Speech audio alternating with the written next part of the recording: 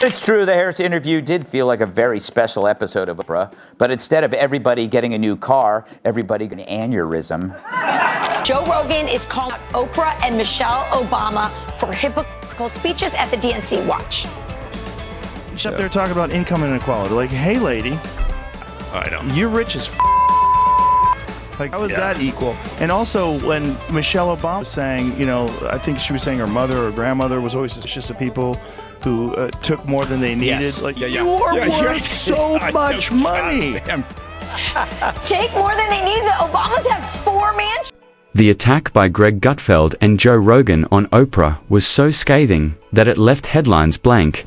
They broke through the polished image with humor, fire, and no fear, revealing what no one dared to speak aloud. The aura, the empire, and the charm are all under attack. It was more than simply a roast. It was a reckoning. Oprah didn't anticipate it. Brought us Dr. Oz and The Secret. We have to remember what this lady has done. Has to be held accountable. I forgive her, but I mean, cut the shit. The Secret is a particularly egregious offense. What, you just... Oh, you don't believe? You don't believe? Believe? I want to be rich. I am rich. I imagine myself flying. Gutfeld did not show up for the game. He arrived to remove layers. Additionally, Oprah was the most recent glossy entry in his collection of legends that could be made fun of. Greg's ability to target his punchline with surgical accuracy is maybe his greatest strength. And he did not miss a single brick as he aimed. His satirical scalpel at the mansion that Oprah had constructed. A list of favorite things, and as usual, there are lots of expensive stuff. $1,000 pizza oven, $590 drip coffee maker, $80 of luxury salt. Sadly, no proposal from Stedman.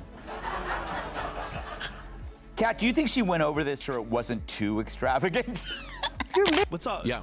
It was one of the more I want to say disturbing, but it was confusing when that was taking hold with people. When I had friends that were telling me that The Secret is real and that they imagined they were going to fulfill these child dreams that they had about whatever, being an astronaut, whatever it would be. There's a couple people that knew. They were trying to tell me that The Secret was going to be the thing and that they had a vision board and they had photographs. They put pictures up of the things that they wanted, like them in front of large crowds and shit. And I'm like, oh boy. It began as a light-hearted remark. One of those blink-and-you-miss-it remarks encased in witty wordplay and sardonic charm. However, it quickly became apparent that this was no drive-by roast. This was a complete digression into the realm of America's most adored television king. Greg was also operating a bulldozer. Oprah is actually suggesting that I think you're like, listen, what do you say? Like, this made me think of you. You're probably not going to be alive much longer. Merry Christmas. Oprah, if she did go over this, she is a sick. Yeah. He started by demolishing the mystique, the aura of Oprah Winfrey, and the exaggerated persona that had been developed over decades of book clubs, vehicle giveaways, and extravagant RSOB tales, where the product, placements, and the emotions were equally predictable. Greg focused on Oprah's journey from talk show presenter to self-help high priestess, spiritual teacher, and rich mogul. To put it mildly, he wasn't interested in what she had to offer. The Oprah interview? No. Rails. Yeah, Off the rails. I heard about it. End of wine mom country again. Wow. I'm a gun owner. Tim Walz is a gun. I did not know that. If somebody breaks my house, they're getting shot. Yes, I hear that. Tim Dillon is the best. Dillon's like, she's saying gypsy curses. What is she saying? He pierced the facade of modesty that Oprah had painstakingly crafted. He brought up how someone who built their money by persuading others that she was just like them ended up owning a private avocado grove and a $100 million house. Because there's nothing more relatable than advising people to believe in themselves while wearing a throw pillow with a motivational saying written on it, even if you're too famous to purchase it at Target. Additionally, Greg rolled his eyes at the way Oprah ended up having the last say on everything. You got cheese, you got pizza. I'm going to stop you there. Yes. I treat this like the list I get from my kids. They send me emails because they know I laugh in their face It hurts. Anyone who wants a $1,000 pizza oven, you're gonna get what Kat picked out. Like, that's the greatest gift you can give somebody because you can't return it. Because returning it, oh, you think you're immortal? You think you're better than us? Like, get your affairs in order. That's the great, you stole the show. They wanted me to talk about a dog towel. That towel's a towel. Great job, that's the best ever. And Oprah has never read this, just like I don't read the list for my kids sent me. Interior design, politics, religion, and health. She once had the opportunity to promote a line of shoelaces and turn it into a best-selling item on Amazon.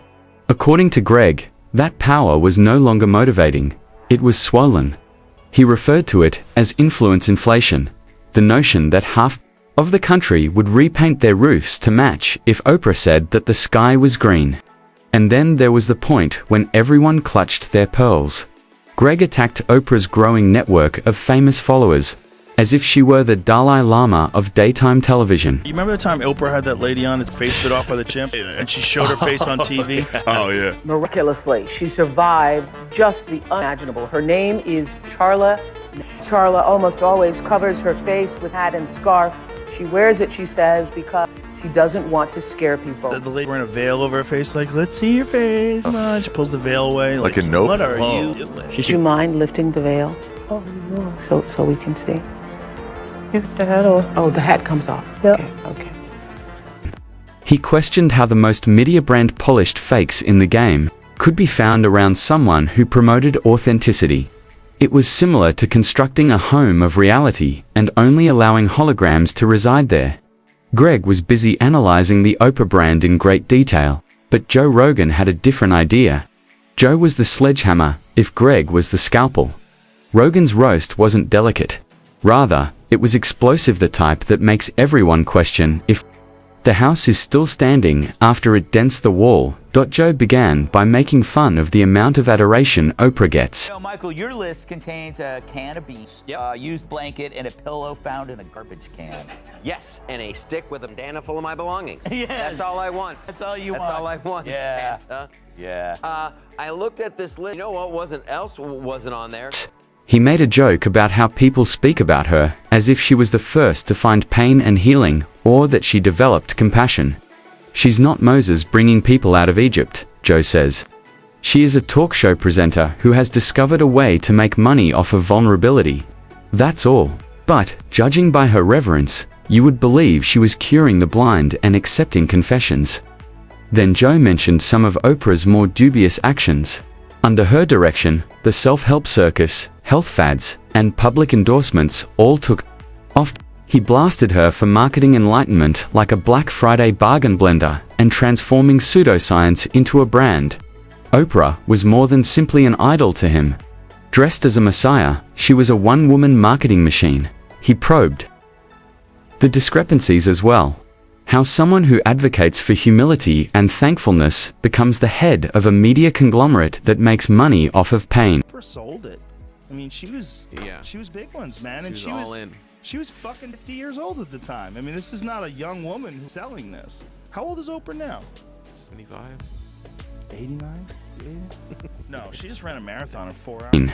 How someone who advocates for self-love simultaneously promotes diet culture. Joe maintained that Oprah was an expert at selling you the solution to your problems, then selling you the book about how she conquered them. Naturally, Joe couldn't help but bring up the enormous riches, the billions, the private planes, the acreage, and the notion that someone who talks to struggling mothers about balance and budgeting is simultaneously procuring unusual European stone for bespoke marble bathtubs. Joe is obsessed with the duality. Be sympathetic, but not too much so. Be prosperous, but not to the point that inquiries arise, in their own unique way. Shortly after the Oscars, a 3.9 magnitude earthquake rocked L.A. The tremors were so powerful, Oprah's ass is stuving. Why would you laugh at that? That's fat shamers. Greg and Joe opened up a conversation that many others were too afraid to start. For roasting, Oprah is not the same as roasting a typical celebrity. It's more like throwing a snowball at Mount Rushmore with courage. People act like you kicked a dog when you do it. However, Joe and Greg are concerned. They are harmful because Of this, they are humorous because of this. They are thus the ideal candidates to challenge the sofa queen. The public started to divide as each of their takedowns acquired popularity. The roasts were praised by some as long overdue. In terror, others grasped their Oprah-endorsed pearls.